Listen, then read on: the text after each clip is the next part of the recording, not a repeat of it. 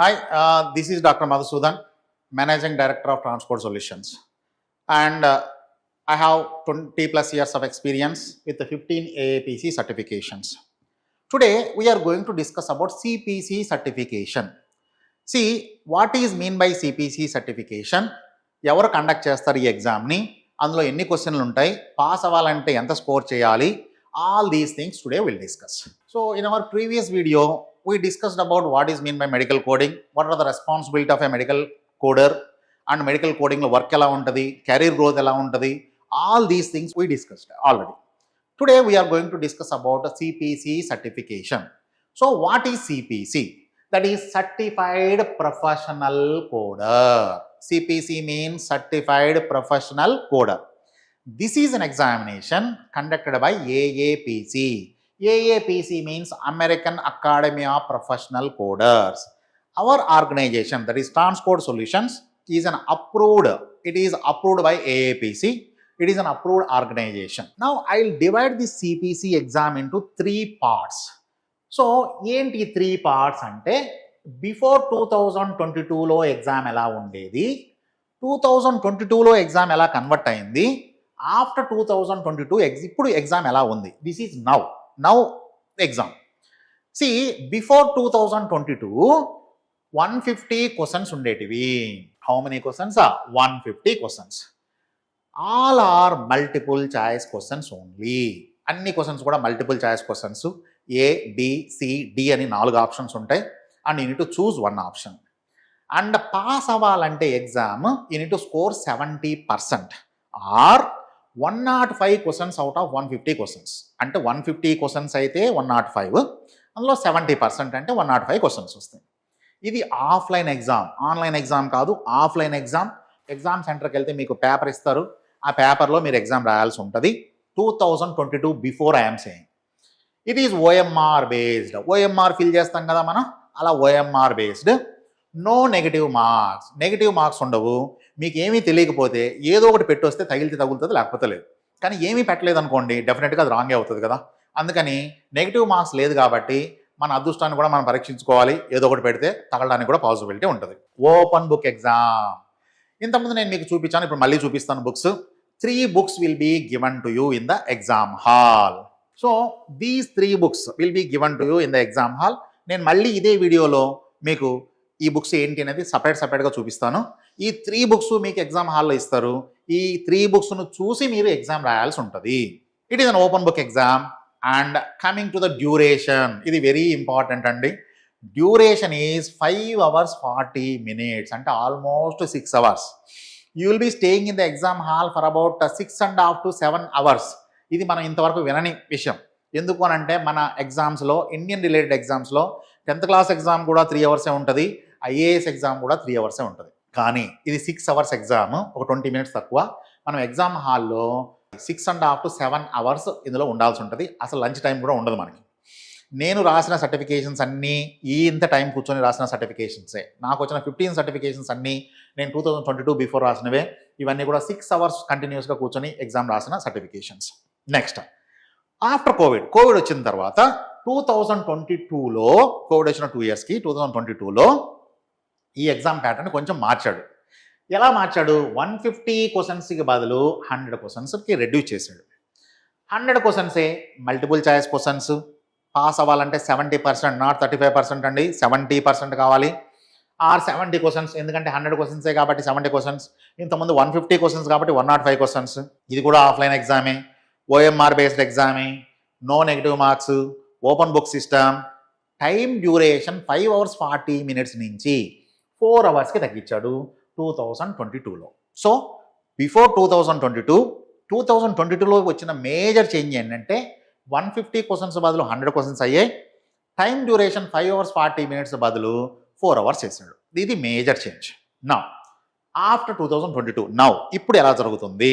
Same 100 క్వశ్చన్సే, same ఇప్పుడు ఉన్న మోడలే ఉంది. ఓన్లీ ఒకటి మాత్రమే చేంజ్ అయింది. ఇది ఆఫ్లైన్ ఎగ్జాము, ఇప్పుడు దాన్ని ఆన్లైన్ ఎగ్జామ్గా కన్వర్ట్ చేశాడు. ఇంతకుముందు OMRలో మనం రుద్దేవాళ్ళం, OMR ఫిల్ చేసేవాళ్ళం. ఇప్పుడు OMR పని లేదు, మౌస్ క్లిక్ చేస్తే సరిపోద్ది. సో ఇప్పుడు ఎగ్జామ్ ప్యాటర్న్ ఏంటి? ఇప్పుడు ఎగ్జామ్ ప్యాటర్న్ ఏంటి అని అంటే 100 క్వశ్చన్స్ ఉంటాయి. Multiple choice questions. పాస్ అవ్వాలంటే 70% or 70 questions you need to score. And it is an online exam, it is not offline exam. Previously it is to be offline exam. ఇది mouse click చేస్తే సరిపోతుంది. No negative marks ఉండదు. మీకు తెలియకపోతే ఏదో ఒకటి పెట్టండి, ఏమీ పెట్టకుండా మాత్రం రాకండి, ఎందుకంటే ఏదో ఒకటి పెడితే మనకు తగలడానికి పాసిబిలిటీ ఉంటుంది. అండ్ ఇది కూడా ఓపెన్ బుక్ ఎగ్జామే. ఇంతకుముందు నేను చూపించాను 3 బుక్స్, ఆ 3 బుక్స్ ఇస్తారు ఎగ్జామ్ హాల్లో. And duration is 4 hours. So this is the exam pattern. Now we'll discuss about CPC examination syllabus. Now we discussed what is mean by CPC examination, and it is conducted by AAPC, Certified Professional Coder, all these things. Now coming to the CPC examination syllabus, 100 questions ki exam untadi, and we'll discuss about all these 100 questions now. Out of 100 questions, medical terminology nunchi 4 questions vastayi. Each question ki oka mark untadi. 4 questions means 4 marks. దాని తర్వాత anatomy నుంచి 4 questions వస్తాయి, 4 marks. దాని తర్వాత ICD 10 CM. ICD 10 CM, this is the book అండి. ఇది book చూసారా ఎంత ఉందో, కానీ దీంట్లోంచి వచ్చే క్వశ్చన్లు ఎన్ని 5. So this is the book, ఇది బుక్. ఇంత పెద్ద బుక్ నుంచి ఎన్ని క్వశ్చన్లు వస్తాయి అని అంటే ఓన్లీ 5 క్వశ్చన్స్. బట్ 5 క్వశ్చన్స్ కోసం కాదు మనం దీన్ని చదివేది. ఇందులోనే మెడికల్ టర్మినాలజీ ఉంటుంది, ఇందులోనే అనాటమీ ఉంటుంది, అండ్ ఇందులోనే డిసీజెస్ ఉంటాయి. All these things will discuss in ICD 10 CM. ICD is like a foundation. మనకు ఇది ఫౌండేషను, దీని మీద సిపిటి వస్తుంది. ఓకే, దాని తర్వాత coming to CPT is another book. So this is the book, this is CPT book.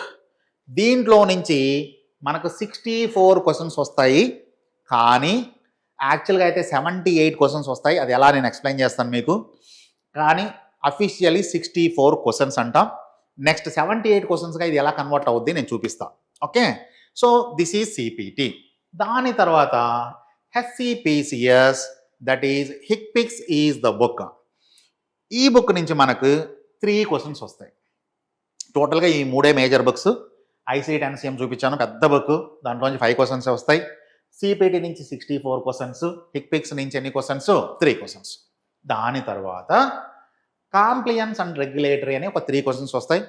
ఈ 3 క్వశ్చన్స్కి మాత్రం మీకు బుక్స్లో ఆన్సర్ ఉండదు, ఇవి మీరు సపరేట్గా చదువుకోవాలి, సపరేట్గా నేర్చుకోవాలి. ఈ 3 క్వశ్చన్స్కి మాత్రమే మనకు బుక్లో ఆన్సర్ ఉండదు, మిగతా 97 క్వశ్చన్స్కి మీకు బుక్లోనే ఆన్సర్ ఉంటుంది.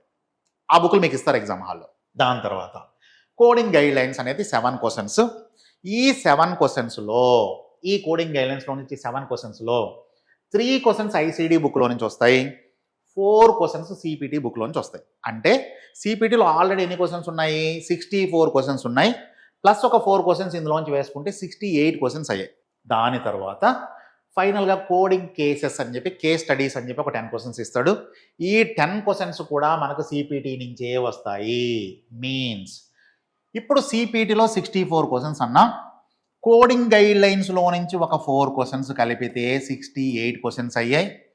అండ్ కేస్ స్టడీస్ నుంచి ఒక 10 క్వశ్చన్స్ కలిపితే 78 క్వశ్చన్స్ అయ్యాయి సిపిటి బుక్ నుంచి.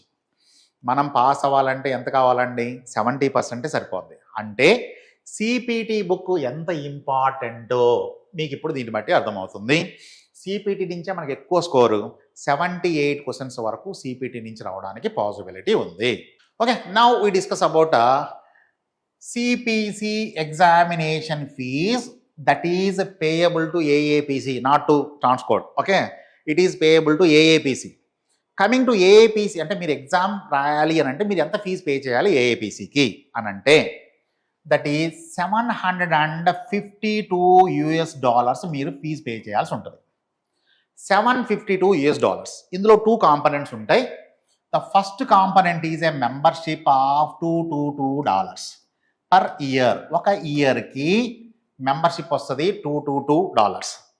దాని తర్వాత exam fees is $530 and it is for 2 attempts. It is not for 1 attempt, it is for 2 attempts, which means ఒకవేళ స్టూడెంట్ ఫస్ట్ అటెంప్ట్లో ఫెయిల్ అయితే సెకండ్ అటెంప్ట్కి ఏమీ ఫీజు పే చేయాల్సిన అవసరం లేదు. ఆల్రెడీ మెంబర్షిప్ ఉంది అండ్ సెకండ్ అటెంప్ట్ కూడా ఫ్రీ. ఓకే, సో ఇందులో ఈ ఫీజులో దట్ ఈజ్ $752 మీకు వచ్చేది 1 year membership and 2 attempts exams. అయితే సార్ మెంబర్షిప్ తీసుకోవడం కంపల్సరీనా అని మీరు అడగచ్చు. Without membership you cannot appear for the exam. So membership is compulsory to appear for the examination. Okay, this is about CPC examination fees that is payable to AAPC. That is payable to AAPC. Clear? Right. Now I'll explain you how to verify a credential. అంటే take for example, ఒక పర్సన్కి ఏఏపీసీలో ఎన్ని సర్టిఫికెట్లు ఉన్నాయి, అసలు A certificate ఎప్పుడు వచ్చింది, ఇవన్నీ తెలుసుకోవాలి అని అంటే ఒక మెథడ్ ఉంది. ఆ మెథడ్ని నేను మీకు ఇప్పుడు ఎక్స్ప్లెయిన్ చేస్తాను. సో ఇప్పుడు నేను ఏఏపీసీ వెబ్సైట్కి వెళ్ళాను అండ్ ఇందులోకి లాగిన్ అవ్వలేదు. జస్ట్ ఇప్పుడు నేను నా సర్టిఫికేషన్స్ మీకు వెరిఫై చేసి చూపిస్తాను. సో ఇక్కడ సర్టిఫికేషన్స్ అని ఉంటుందమ్మా. ఈ సర్టిఫికేషన్స్ దగ్గరికి వెళ్ళండి. వెరిఫై ఏ క్రెడెన్షియల్ అని ఒక మాట ఉంది ఇక్కడ చూడండి. వెరిఫై ఏ క్రెడెన్షియల్. నా మీరు వెరిఫై క్రెడెన్షియల్ కొట్టగానే మీకు మెంబర్ ఐడి లాస్ట్ నేమ్ పెడితే సరిపోతుంది. ఇప్పుడు నేను నా మెంబర్ ఐడి పెడతాను. This is my member ID and I give my last name here. So my last name is Kotha. Now see I am keeping member ID and my last name. Okay, ఈ రెండు పెట్టిన తర్వాత నేను ఇక్కడ చూడండి, ఇక్కడ ఏం లేవు చూడండి, క్రెడెన్షియల్స్ నాన్ మెంబర్ ఇలా ఉంది కదా. ఇప్పుడు నేను దీన్ని వ్యాలిడేట్ కొట్టగానే ఇక్కడ ఏమొస్తాయో చూడండి. ఇక్కడ నేను వ్యాలిడేట్ అని కొట్టాను. వ్యాలిడేట్ అని కొట్టగానే ఇది ప్రాసెస్ అవుతూ ఉంది చూడండి. ఇప్పుడు ఇది వ్యాలిడేట్ అయిపోయింది. ఈ వ్యాలిడేషన్లో ఇక్కడ చూడండి, ఈ పర్టికులర్ పర్సన్కి, ఈ మెంబర్ ఐడి ఉన్న పర్సన్కి ఏమేమి సర్టిఫికేషన్లు ఉన్నాయి, ఈ సర్టిఫికేషన్లన్నీ ఏ ఏ డేట్లలో వచ్చాయి, దానికి రెన్యువల్ డేట్ ఏముంది, ఆ సర్టిఫికేషన్లు యాక్టివ్ ఉన్నాయా లేదా, ఇవన్నీ క్లియర్గా తెలిసిపోద్దండి. ఇప్పుడు చూడండి, నాకు CPC certification, if you can see this CPC certification here. ఈ సిపిసి సర్టిఫికేషన్ నాకు 2008లో వచ్చింది. ఇది ఎప్పటి వరకు వ్యాలిడ్, 2026 వరకు వ్యాలిడ్. అప్పుడు నేను మళ్ళీ దాన్ని రెన్యువల్ చేయించుకుంటే సరిపోతుంది. ఇలా డిఫరెంట్ సర్టిఫికేషన్స్ ఏ ఏ డేట్లో వచ్చాయో మొత్తం తెలిసిపోద్ది. నేను మీకు చెప్పే ఒకే ఒక అడ్వైజ్ ఏంటంటే, మీరు ఏదైనా ట్రైనింగ్ ఇన్స్టిట్యూట్కి వెళ్ళినప్పుడు ఆ ఇన్స్టిట్యూట్లో ఫ్యాకల్టీ ఎవరో అని అడుగుతారు. వాళ్ళు ఇమ్మీడియట్గా మీకు చెప్పే మాట, మా ఫ్యాకల్టీకి 10 years ఎక్స్పీరియన్స్, మా ఫ్యాకల్టీకి 20 years ఎక్స్పీరియన్స్, మా ఫ్యాకల్టీకి ఆ సర్టిఫికెట్లు ఉన్నాయి, మా ఫ్యాకల్టీకి ఈ సర్టిఫికెట్లు ఉన్నాయి. ఇవన్నీ కాదు. మీరు లక్షల అమౌంట్ ఇన్వెస్ట్ చేస్తున్నారు ఇందులో. Be cautious about these frauds. First మీరు ఫ్యాకల్టీ మెంబర్ ఐడి అడగండి, ఫ్యాకల్టీ లాస్ట్ నేమ్ ఏంటో అడగండి. ఆ ఫ్యాకల్టీ మెంబర్ ఐడి తీసుకొచ్చి ఏపీసీ వెబ్సైట్లోకి వెళ్ళండి. మీరు ఏం లాగిన్ అవ్వాల్సిన అవసరం లేదు. జస్ట్ సర్టిఫికేషన్స్ దగ్గరికి వెళ్ళండి, అందులో వెరిఫై క్రెడెన్షియల్ ఉంటుంది, దాన్ని క్లిక్ చేయండి. క్లిక్ చేసిన తర్వాత వాళ్ళు ఏదైతే ఐడి ఇచ్చారో ఆ ఐడి ఇక్కడ పెట్టండి, అలా లాస్ట్ నేమ్ ఇక్కడ పెట్టండి, వ్యాలిడేట్ అని కొట్టండి. వ్యాలిడేట్ అని కొట్టండి. 6 నెలల క్రితం సర్టిఫికేషన్ వచ్చిన వాళ్ళు కూడా ఇప్పుడు ఫ్యాకల్టీ. ఓకే, వాళ్ళు చెప్పేదేమో 10 ఏళ్ళ ఎక్స్పీరియన్స్ అని. సో ఇలాంటి ఫ్రాడ్స్ అంటే ఈ బ్యాచ్లో స్టూడెంట్, నెక్స్ట్ బ్యాచ్లో ఫ్యాకల్టీ. సో ఇలాంటివన్నీ మీరు అవాయిడ్ చేయాలి అని అంటే ఫస్ట్ ఆఫ్ ఆల్ ఈ మెథడ్ నేర్చుకోండి. ఎక్కడికి వెళ్ళినా కూడా ఫస్ట్ ఆ మెంబర్ ఐడి తీసుకోండి, దాని తర్వాత లాస్ట్ నేమ్ తీసుకోండి, ఇలా వెరిఫై చేసుకోండి. మీరే కంక్లూజన్కి రండి. అసలు ఆ ఫ్యాకల్టీకి ఎన్నేళ్ళ ఎక్స్పీరియన్స్ ఉంది ఏంటి మొత్తం మీకు తెలిసిపోతుంది. ఓకే, సో నేను మీకు ఇచ్చే అడ్వైస్ ఒకే ఒకటి, మీరు లక్షల అమౌంట్ ఇన్వెస్ట్ చేస్తున్నారు కాబట్టి మీరు మోసపోకండి. ఇలా వెరిఫై చేసుకొని మాత్రమే జాయిన్ అవ్వండి. Thank you very much.